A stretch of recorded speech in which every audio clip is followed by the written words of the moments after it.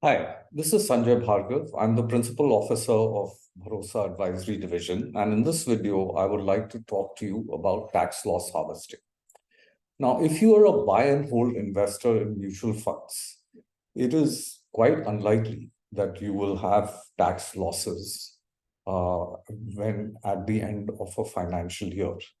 But it is possible if the markets go down a lot or you've bought a mutual fund like an active mutual fund, and you bought it when it was pretty high, and then you have a tax loss when the financial year is approaching.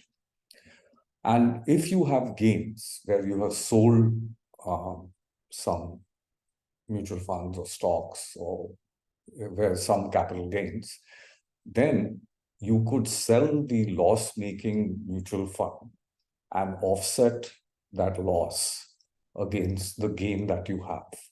And that process is called tax loss harvesting. Now, a few things that you should keep in mind that, when you do tax loss harvesting, it's best to give a little bit of a gap between when you sell and when you buy, if you're buying the same mutual fund, because your income tax officer could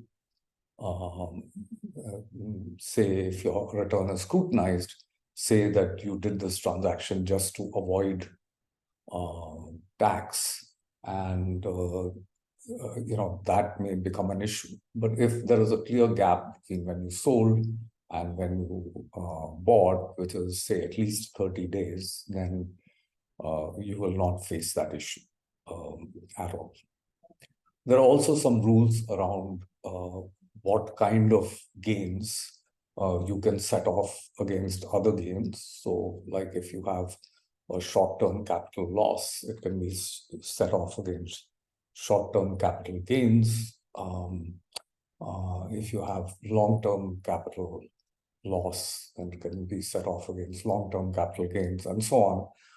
But those are some fine tuning things. It's quite unlikely that you will encounter some of this, but it is good to be aware that this kind of strategy could be required at times. Thank you very much for listening.